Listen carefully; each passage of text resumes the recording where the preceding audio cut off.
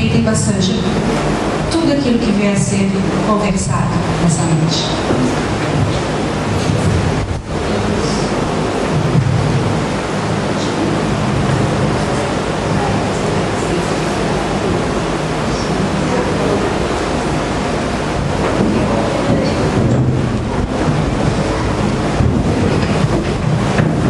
Boa noite a todos.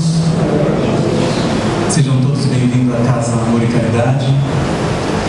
Vamos, a partir desse momento, serenando os nossos pensamentos, buscando a comunhão de pensamentos com os nossos colaboradores da outra dimensão, nossos irmãos que desde cedo já prepararam o ambiente para nos receber.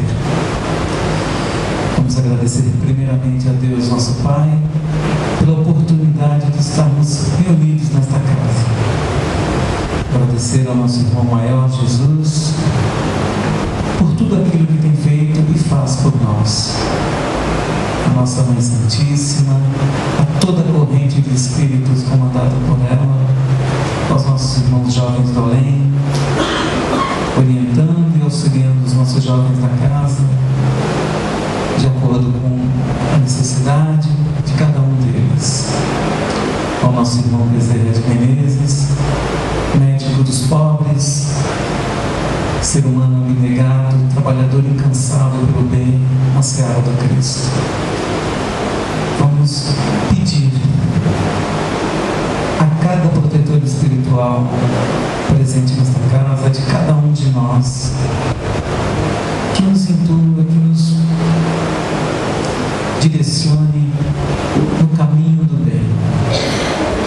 Momento difícil que o nosso país vive nesse instante, de tantas turbulências, de tantas desavenças, de tantas vaidades. Nós que acreditamos na vida além do túmulo, nós que já estamos tendo conhecimento da vida espiritual, do mundo espiritual, mundo esse verdadeiro, que tenhamos em nossos corações, em nossas mentes, o discernimento, a serenidade, o amor, o carinho, o respeito e a fraternidade uns para com os outros. Lembrando que apenas com o diálogo, com o verdadeiro diálogo, com a serenidade, com o amor, com as palavras, com o respeito, é que chegaremos a um denominador e que daremos nossa contribuição ao nosso país. Que Jesus possa abençoar cada irmão aqui presente, que todos nós possamos estar cada vez mais junto dele, estando ciente que somente através do amor é que conseguiremos chegar ao nosso objetivo, que é a caminhada rumo à evolução, rumo ao crescimento moral e intelectual. Que Jesus abençoe todos nós, hoje e sempre. Graças a Deus. Com vocês, o nosso irmão Maurício. Tenham todos uma boa palestra, uma boa noite a todos.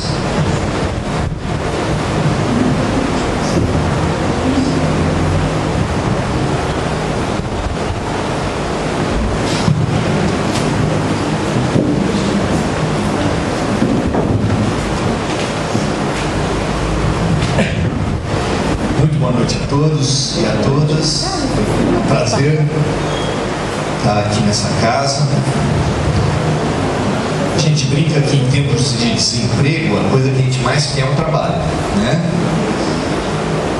Só que na dimensão espiritual, nós estamos desempregados há muito tempo, ociosos. Então a gente precisa agradecer a casa e agradecer a todos vocês por terem dado uma oportunidade de trabalho para a gente. Muito obrigado à casa, muito obrigado aos trabalhadores, encarnados e desencarnados. Hoje nós estamos na segunda-feira depois da Páscoa e vale a pena a gente pensar sobre o que a gente está vivendo.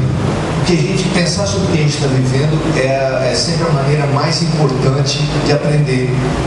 porque a vida, porque Deus, os anjos de guarda, os programadores da nossa vida, da nossa encarnação, eles colocam as lições de acordo com o momento,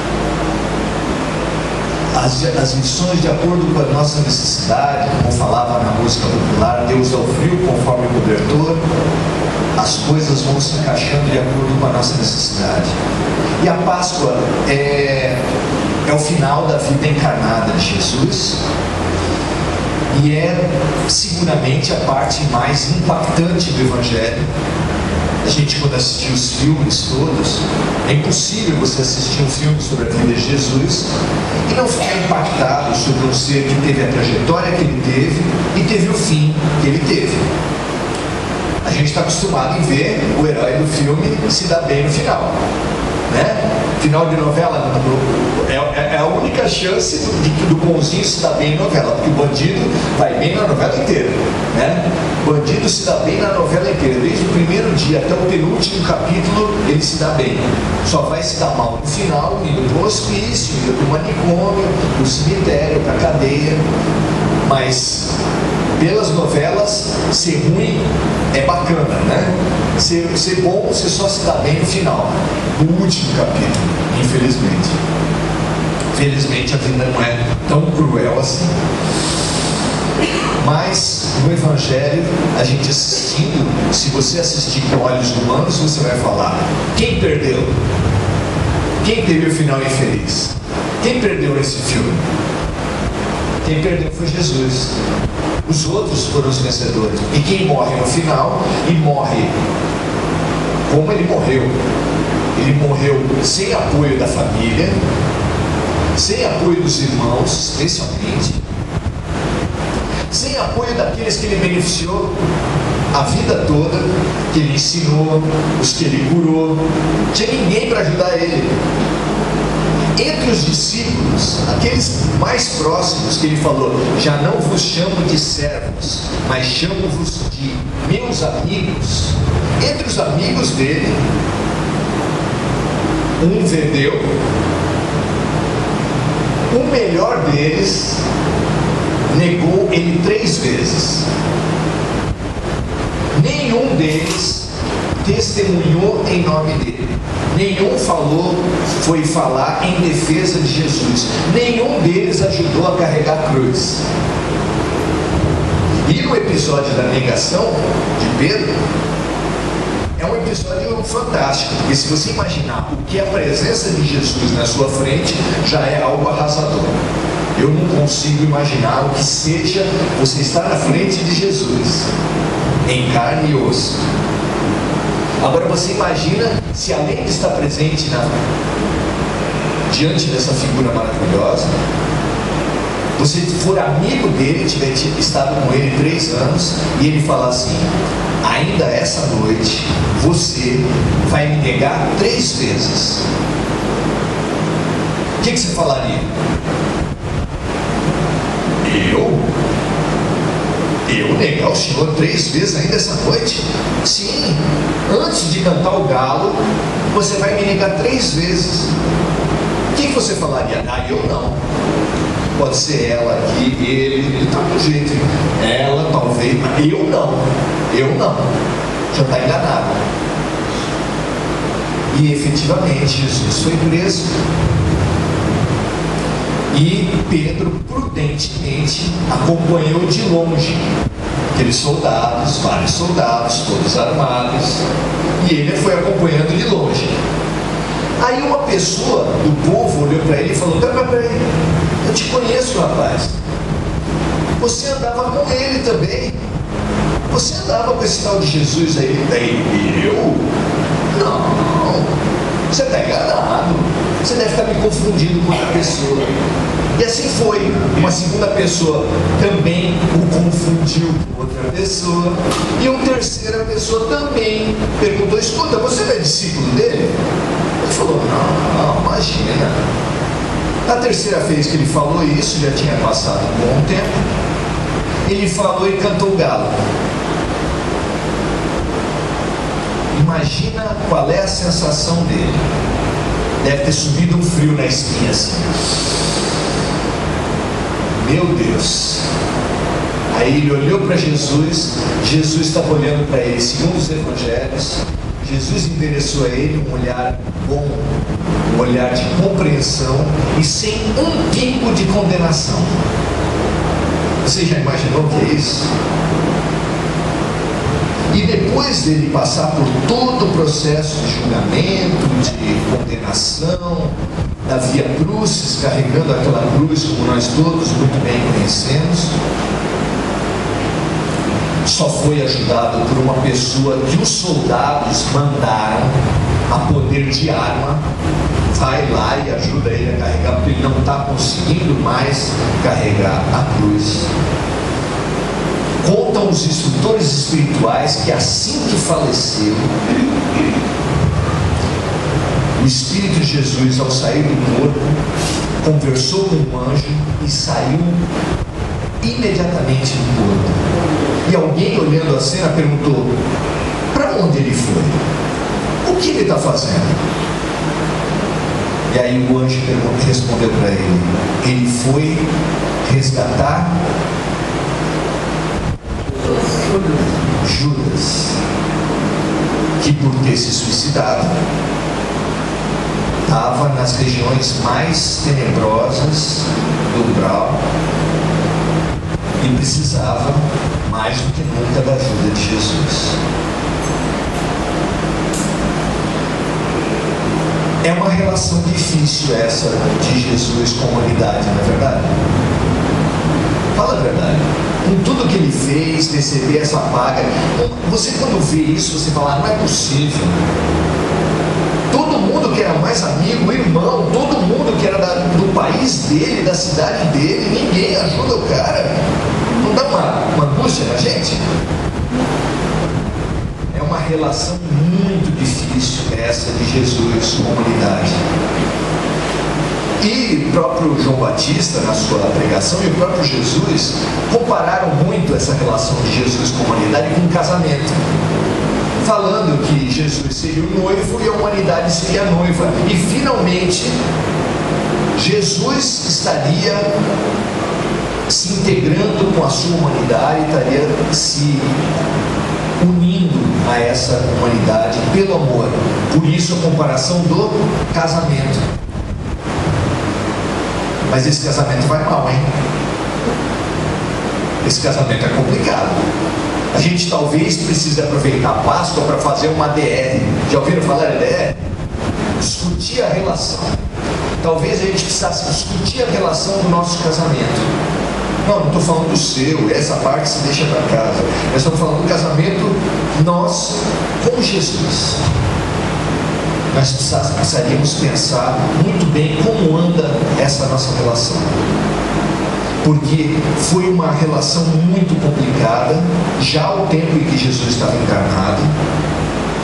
Passagens críticas de ciúme, de disputa dos próprios discípulos, eles discutindo uns com os outros: quem vai ser o primeiro? Quem é o mais importante?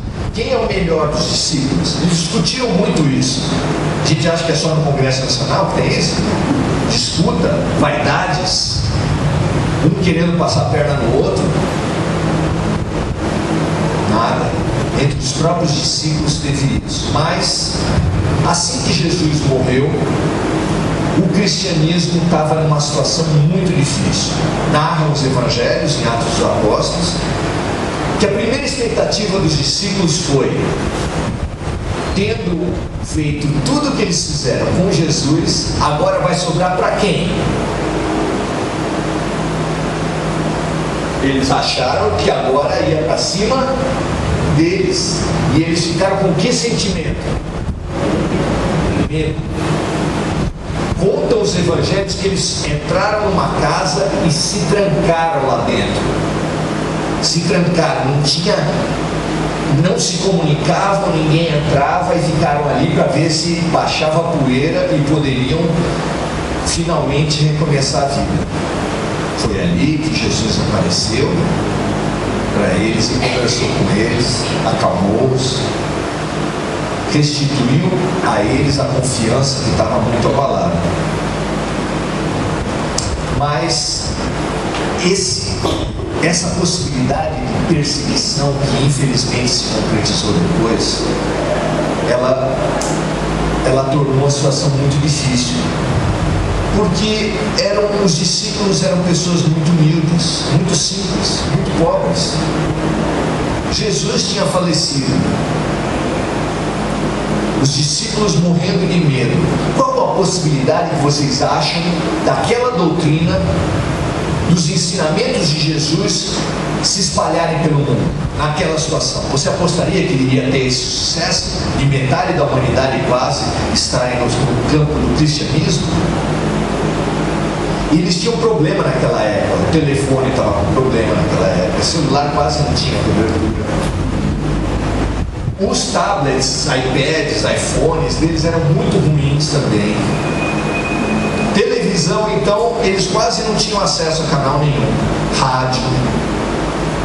Como é que aquele conjunto de discípulos medrosos, culpados por não terem ajudado o seu próprio mestre no momento crucial, como é que eles conseguiriam espalhar a mensagem de Jesus? Uma perseguição tão poderosa como estava seguindo a de Jesus. Como que isso poderia acontecer? É muito interessante a gente ler um livro, talvez o romance espírita mais importante da história brasileira e mundial, que é Paulo e Estevão. Nesse livro fica claro quem foi o primeiro perseguidor de cristãos, quem comandou a primeira campanha contra os cristãos, quem foi o primeiro assassino de cristãos na história.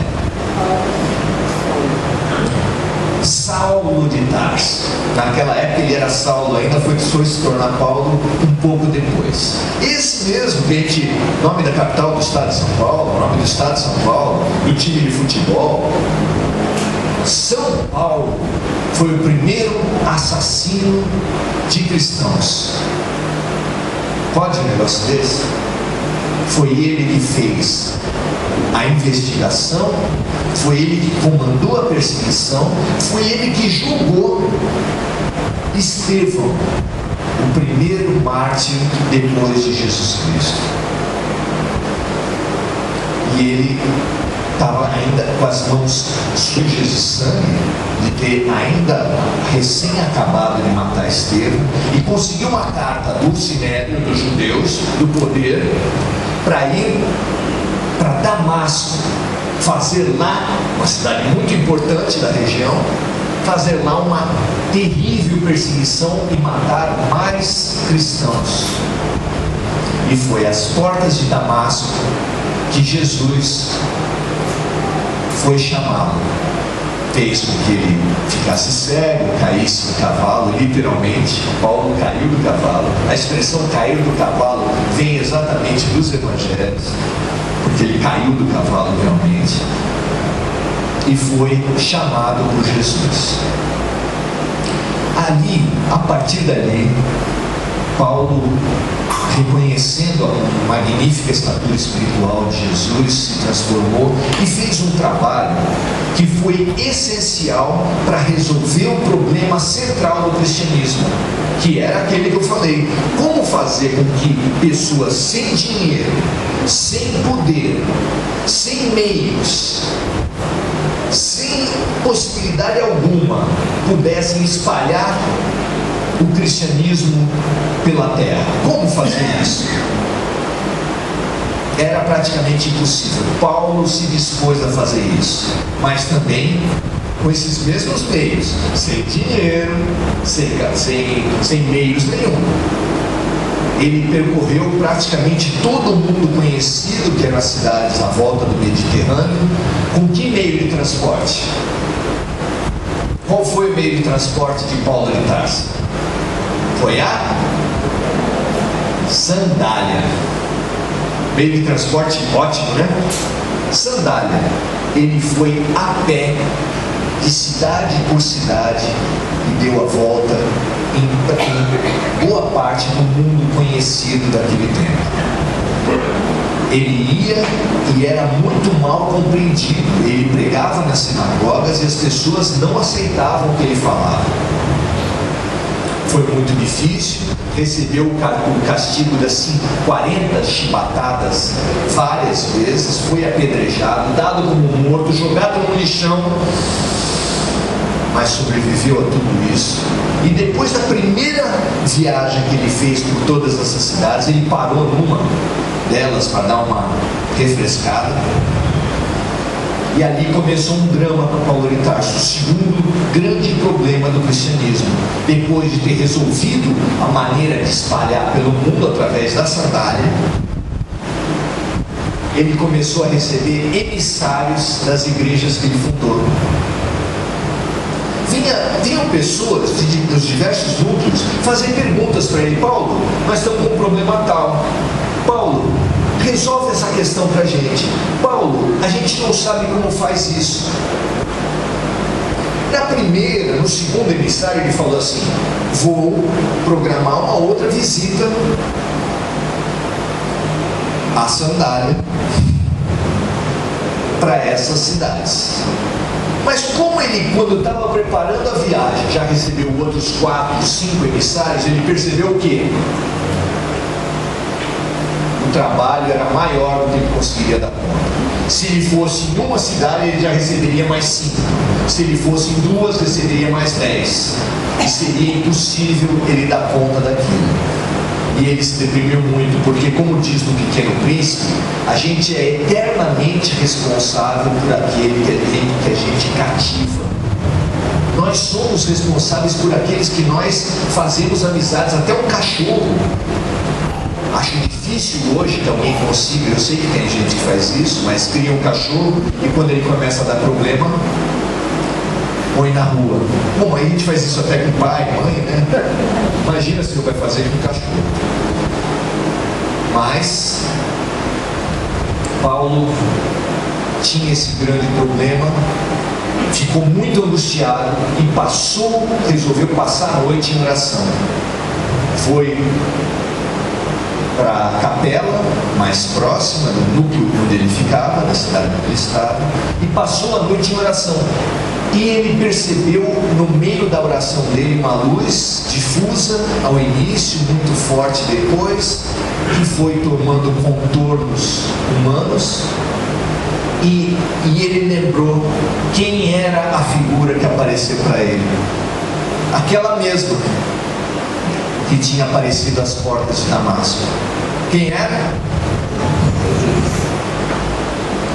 Jesus Cristo veio para Paulo para ajudá-lo a resolver um problema que não era só de Paulo, que era um problema do cristianismo. E ali Jesus deu uma orientação para ele: você vai resolver esse problema assim. Você pega essas questões e escreve as respostas. E ele não sabe o alcance que isso daria depois. A maioria dessas cartas hoje estão lá. Aonde? Nos evangelhos. Você tem os 4 evangelistas, tem Atos dos Apóstolos, e depois você vai ter as cartas de Paulo, as cartas de Tiago, as cartas de Pedro, depois as cartas todas do Apocalipse de João.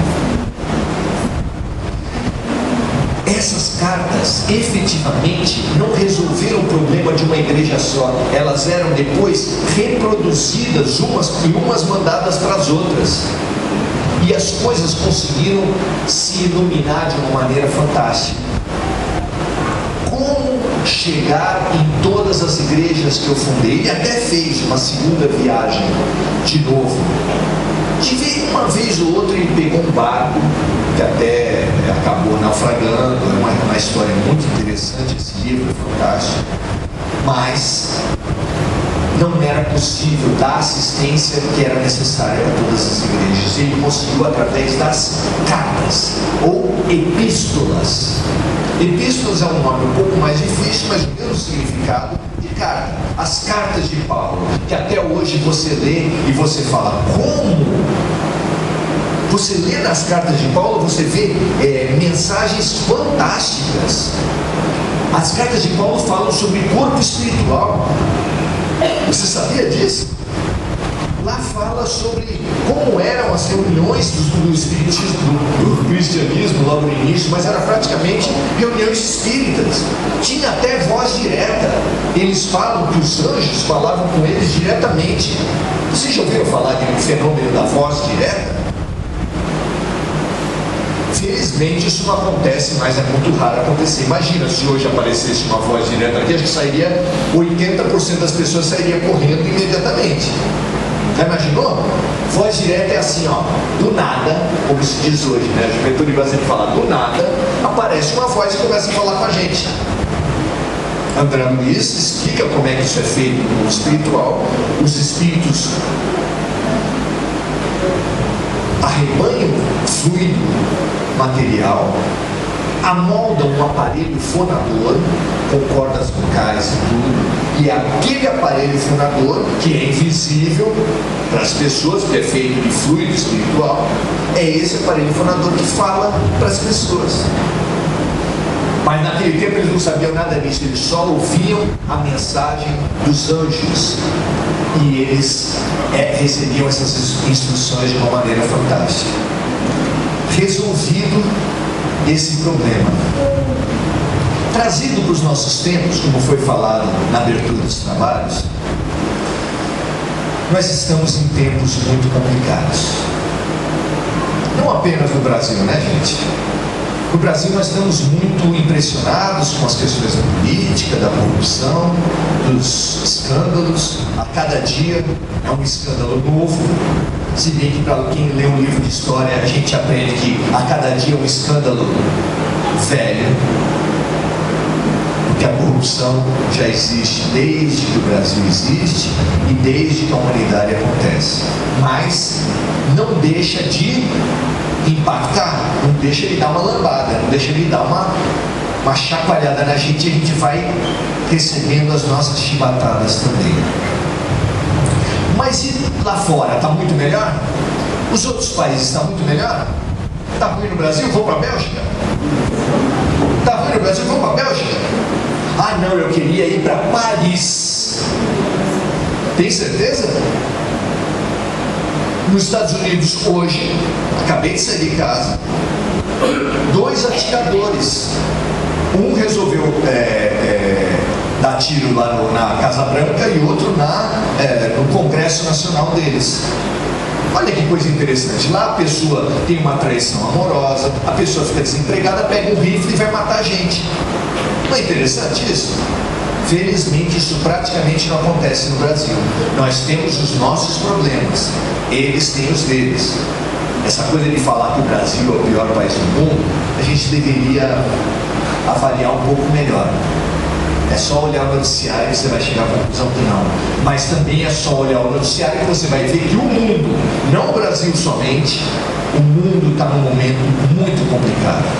Aonde você olhar, você vai ver problemas terríveis. O esporte tem problemas? Nossa, quem conhece alguma coisa de futebol fala, nunca teve tanta denúncia no esporte quanto nesses tempos. Ah, mas é no Brasil, não é? Não. É não. Escândalos de corrupção para forjar resultados por grupos de pessoas que fazem apostas, desvio de dinheiro da FIFA, das Copas do Mundo, escolha das cidades e dos países para a Copa do Mundo mediante corrupção. Tudo isso está no esporte. Política, esporte, religião. A religião está bem, não é verdade? A religião é um lugar em que as pessoas que querem melhorar a pureza do ser humano aparecem na religião, não é isso?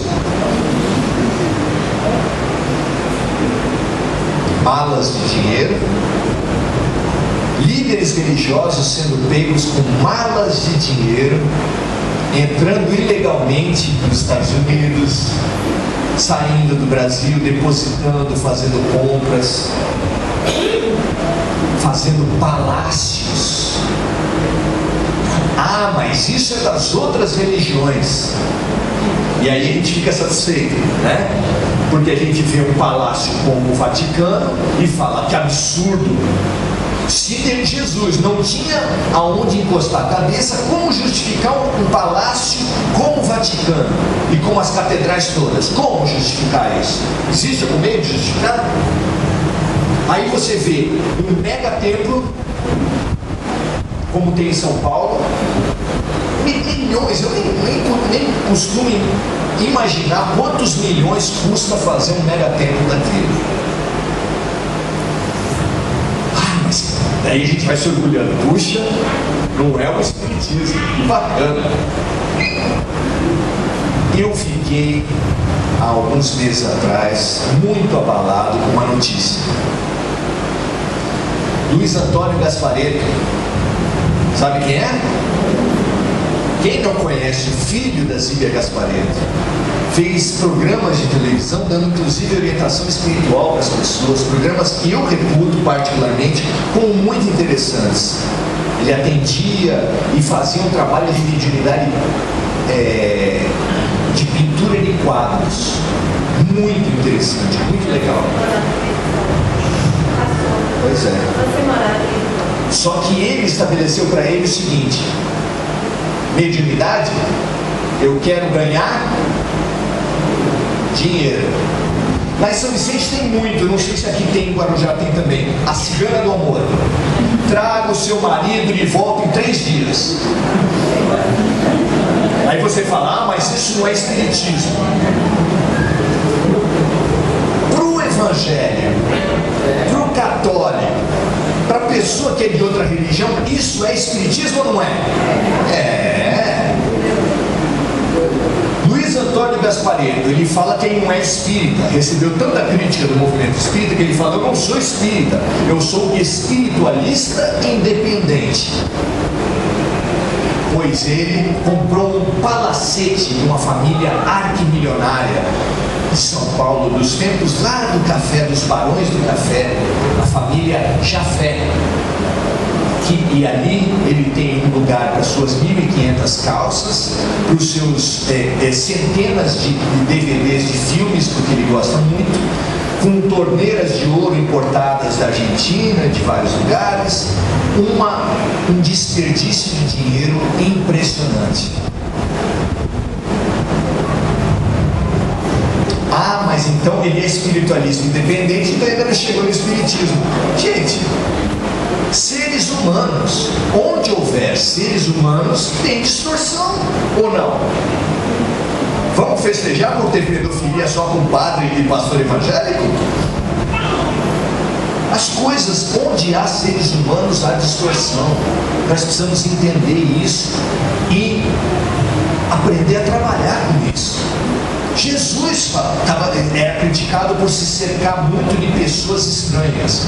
Quem eram os estranhos? Pessoas com prostitutas, pessoas com má vida, pessoas muito pouco recomendáveis, pessoas com lepra, mal de Hansen da época. E aí, por causa dessa frequência, as pessoas falavam, meu Deus, mas que homem é esse? Como é que ele pode ser um profeta se anda com gente desse tipo? E aí ele falou assim, os sãos, os sadios, não precisam de médico. Eu vim aqui para servir. Falou também para os discípulos dele, quem quiser ser o primeiro, quem quiser ser o maior, vai ser aquele que servir. Então nós temos uma necessidade muito grande de, nesse momento, pensar a nossa relação com Jesus. Como é que está nesse momento? Não só no momento da Páscoa, não só no momento mais difícil. Jesus deixou muito claro como é que se distinguiria os cristãos. Ele falou para os discípulos assim, vós sereis distinguidos pelo amor que tiveres uns pelos outros. Amai-vos uns aos outros como eu vos amei. Quando ele falou isso, os mais desavisados de nós, que a gente devia estar lá naquele tempo também, né? A gente fala de brincadeira por imitação, que a gente já tirou pedra na cruz, mas deve ter sido alguma coisa parecida, senão a gente não estava encarnado ainda, né, gente? todo mundo que aprendeu a lição de Jesus não precisa encarnar mais. Quem está aqui na Terra, sabe, repetente, do repetente, do repetente, do repetente, sempre nós. E aí, como fica essa situação nossa nesse momento? Como fica a nossa possibilidade? Como fica a nossa posição perante Jesus nesse momento? Ele falou: aquele que servir vai ser o primeiro. E para deixar bem impresso na alma dos discípulos, na última ceia, ele estava sentado, comendo e bebendo como todo mundo. Imagina a cena: você num almoço de família e a pessoa mais importante da mesa, vamos imaginar que seja a tua mãe de 80 anos, o teu pai da mesma idade, levanta da mesa, pega uma bacia, põe água, aí todo mundo olhando. Será que o velho está cagado? Pega uma toalha, põe na cintura e se ajoelha diante de todas as pessoas presentes. Você já imaginou o que é Jesus se ajoelhar perante você e começar a lavar os teus pés? Eu faço um parênteses aqui para a gente pensar juntos. O que era pé de discípulo? Pé de discípulo.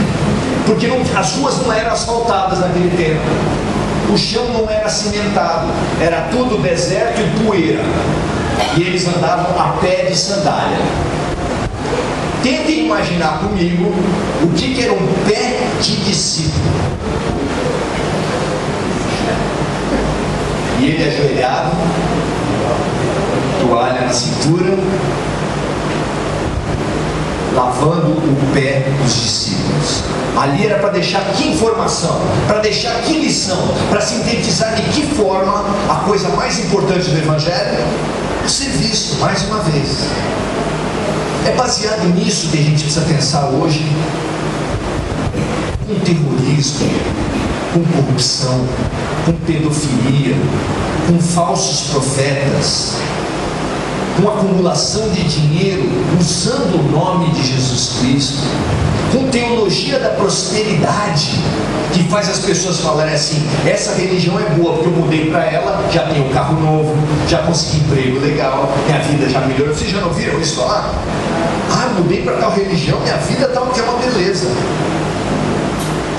Peraí, esse Jesus que você está falando é aquele que não tinha uma pedra onde encostar a cabeça? É esse que você está falando? É esse que era pobre? E você está falando que a presença de Jesus se manifesta pelo dinheiro? É isso? Só porque alguém falou para você: se você louvar e pagar, você vai estar de bem com Deus. Alguém falou isso para ele e ele acreditou. Ele acreditou. Como é que pode alguém acreditar nisso? Mas isso é novo? Não. Sabe quem fundou toda a linha religiosa dos evangélicos? Como é que eles eram chamados antes de ser chamados evangélicos? Eram os protestantes. Quem começou o movimento protestante na história? Martinho Lutero. Sabe qual uma das coisas que Martinho Lutero mais lutava contra? E que por causa disso ele foi perseguido, foi humilhado, foi morto? Pelas indulgências. Indulgência era o seguinte: o Papa queria dinheiro. Aí ele fez um cartaz e falou assim: para cada tipo de pecado, uma quantidade de dinheiro. Sabe quando você vai no restaurante, tem lá o prato e tal, e o preço? Era isso. As indulgências era isso. O mercado das indulgências. Se você cometesse um crime qualquer, um pecado qualquer, mas pagasse para a igreja, você recebia um diploma da igreja, falando que você estava bacana. Ele só não falava assim: seus problemas se acabaram-se, porque eles não tinham ouvido os programas de humor. Mas era basicamente a mesma coisa. Mudou muito isso? Pois é. É esse o mundo que nós estamos vivendo. Jesus tem facilidade de conversar com as pessoas e fazer sua mensagem chegar no coração das pessoas, pelo que vocês analisam vendo. Jesus está conseguindo fácil chegar no coração das pessoas? Jesus hoje, se o cristianismo já teve inúmeros e enormes desafios, Jesus hoje está tendo um desafio fundamental. Um desafio na hora H. Sabe por quê? Porque os Espíritos falam que nós somos em torno de 25 bilhões de espíritos afetos ao planeta Terra. Acompanhe comigo. 25 bilhões. Qual é a população da Terra hoje? 7 bilhões. Uma boa parte do resto, dos que não estão encarnados na Terra, uma parte deles, que a gente não sabe quanto é, eu pelo menos não sei, conseguiu aprender a lição do amor. E não precisam reencarnar mais. Se tiverem reencarnados ou estiverem próximos da próstata, é para servir, para ajudar, é o teu anjo da guarda. São as almas de luz que estão fazendo trabalhos de curas espirituais, os trabalhos de acompanhamento às pessoas, de ensinar os líderes, de apoiar as pessoas. Eles estão cumprindo que mandamento de Jesus, que diretriz de Jesus? O serviço. Exatamente por isso que eles são qualificados de trabalhadores de Jesus. Muito bem. Passa pela cabeça da gente alguém encarnado na Terra, assim? Recentemente você pode falar de Chico Xavier, você pode falar de Irmã Dulce, Madre Teresa. Eu não sei se seria santa ou não, a coordenadora da Pastoral da Criança, Zilda Arnes, que morreu aonde? Morreu em pleno trabalho, morreu no terremoto lá no Haiti. Ah, Maurício, você está pondo azeitona na sardinha dos outros, está fazendo propaganda do catolicismo? Gente boa tem em todo lugar. Gente ruim, eu já acabei de falar para vocês que gente ruim tem em todo lugar, não é verdade? Gente boa também tem. E nós precisamos reconhecer. Eu duvido, sou assistente social, e duvido que alguém me aponte um trabalho social mais consistente do que a Pastoral da Criança. Alguém conhece algum trabalho quantitativamente, qualitativamente mais importante que a Pastoral da Criança? Responsável, segundo a Organização Mundial da Saúde, pela redução da mortalidade infantil no Brasil, estão salvando vidas de bebês. Alguém sabe alguma coisa mais importante que isso? Um trabalho voluntário, praticamente sem dinheiro público. Nós temos tido alguns missionários, mas cá entre nós são poucos, né? São pouquinhos. Eu, nas minhas relações, eu não conheço nenhum. Ah, mas o presidente da FEB, não. São pessoas que estão trabalhando. Missionários, eles aparecem como característica exemplificar o amor de Jesus através do serviço. Quem vocês conhecem que faz isso hoje? Na minha cabeça não aparece ninguém. Se não aparecer na cabeça de algum de vocês, me dá o telefone que eu estou precisando fazer um contato com algum desses missionários. E nós? Quem aqui levanta a mão para dizer: eu gosto de Jesus? Quem levanta a mão? Quem se coloca como amigo de Jesus? Amigo de Jesus. Da nossa parte, sim. Da parte dele, também. Mas ele mesmo falou assim, que o negócio de ser cristão de boca não é suficiente. Como é que foi que ele falou? Nem todo aquele que disser Senhor, Senhor, entrará no reino dos céus, mas sim aquele que fizer a vontade do meu Pai. quando Jesus falou que a vontade do Pai era o amor, a gente pode chegar à conclusão de que está bem na parada. Porque alguém levantaria a mão aqui para falar: eu não amo nada nem ninguém? Alguém aqui teria capacidade de falar assim: eu não amo minha mãe, meus filhos, meu irmão, meu cachorro, minhas plantas, não amo nada nem ninguém? Quem poderia falar isso? Ninguém. Então, se o mandamento de Deus, o mandamento de Jesus é o amor, nós estamos bem, estamos tirando 10. Lembra da escolinha do professor Raimundo? Estou tirando 10. Vem Jesus e fala: vós sereis reconhecidos pelo amor que tiverem uns pelos outros.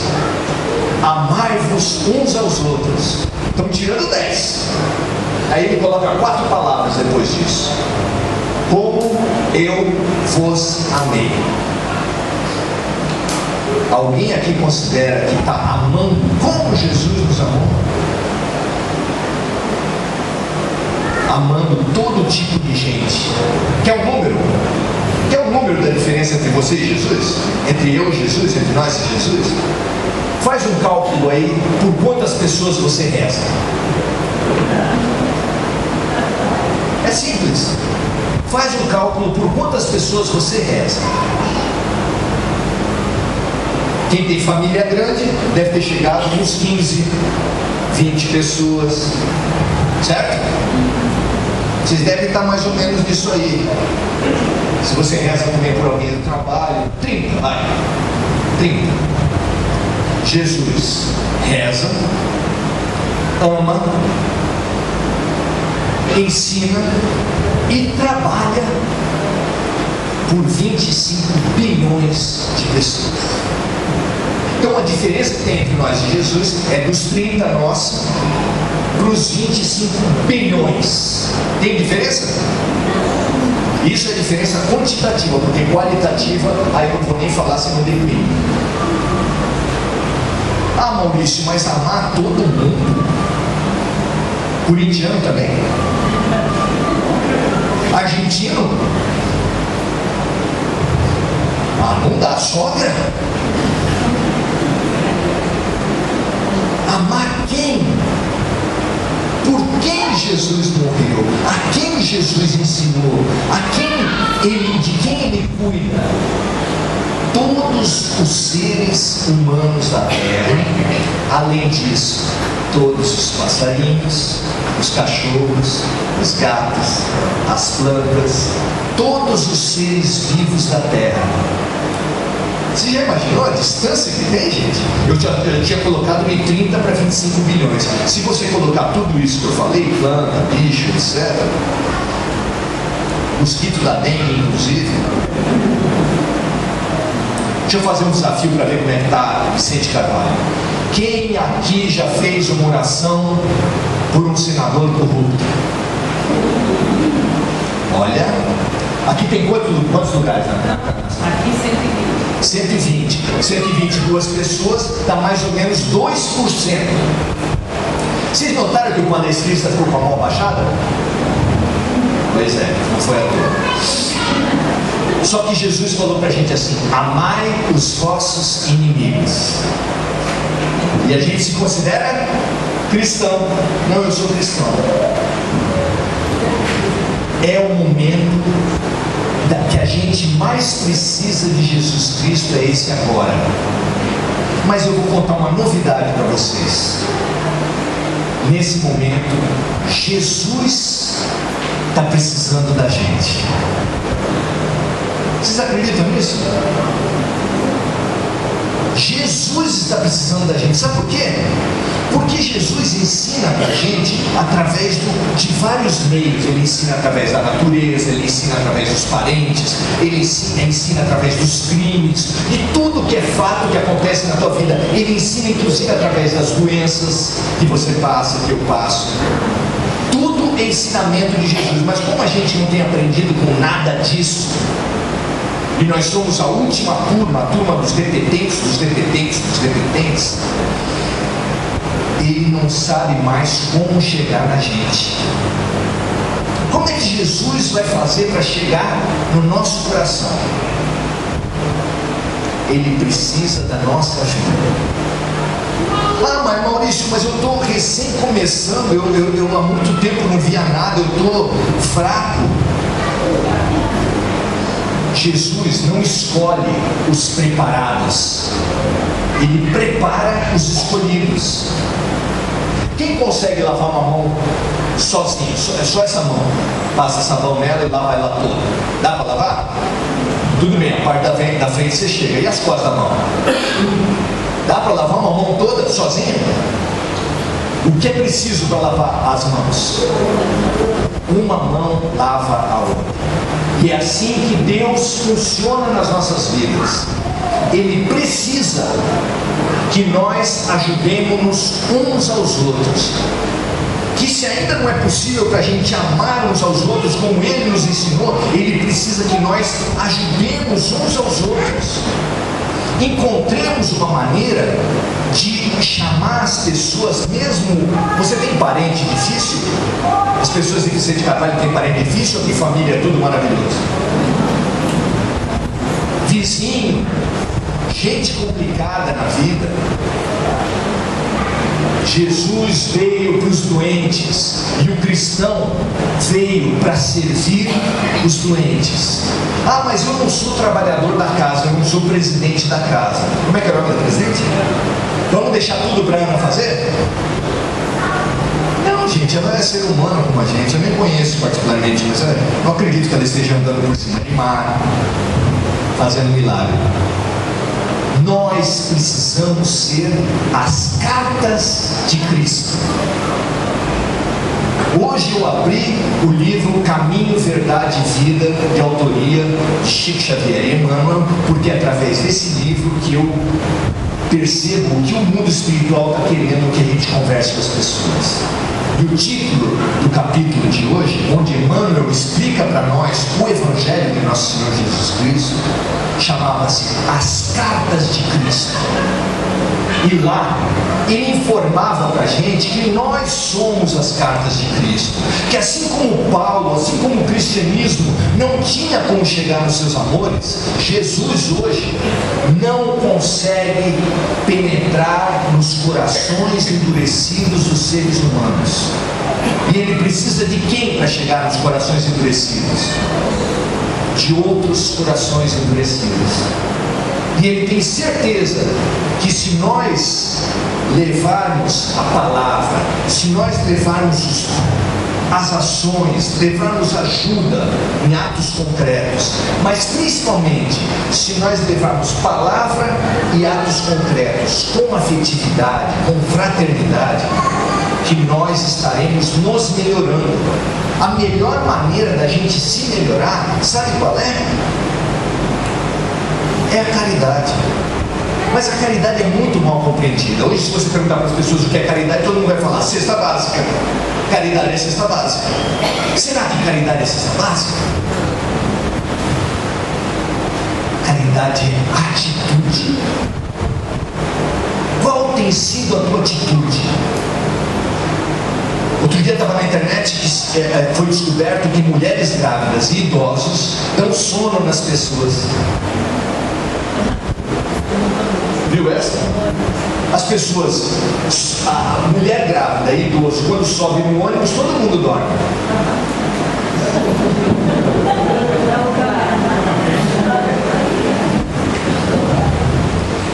Fila de banco, ponto de ônibus, dentro de ônibus, em qualquer lugar, as pessoas pedem ajuda. As pessoas querem apoio. Você nunca foi escolhido por ninguém, uma pessoa desconhecida, e a pessoa começa a falar da vida particular dela, fala até da vida sexual dela, fala de tudo. As pessoas estão solitárias, elas estão pedindo ajuda. Qual tem sido a tua atitude? Nós precisamos ser cristãos, mas não é cristão do centro espírita, não. Cristão do centro espírita é aquele que, quando vem para a reunião, boa noite, meu irmão, tudo bem? Sai ali na rua, bater no carro dele, pô, onde é que estão os guias? Eu estava lá fazendo oração, nem para me proteger. nós ou somos cristãos 24 horas por dia, ou será hipocrisia, ou será falsidade, o pior vício religioso denunciado pelo próprio Jesus Cristo, que ele chamava as pessoas que faziam isso de sepulcros caiados. O que é sepulcro? Túmulo. Túmulo brancalhado, passado o cal por fora, fica branquinho. Ele falava que os escribas e fariseus eram sepulcros caiados, branquinhos por fora, mas por dentro cheios de podridão, que colocavam no ombro dos outros, das outras pessoas, obrigações que eles mesmos não cumpriam. Chega de ser cristão de conveniência, cristão de IBGE, para só ter cruzinha no pescoço. Você vê a reportagem do Datena, tá cheio de estuprador, bandido, gente do PCC, tudo com cruzinha no pescoço. Às vezes até tatuado, Jesus bem grande aqui. É verdade. Eles acreditam que fecha o corpo, não vai entrar bala. Deixa eles.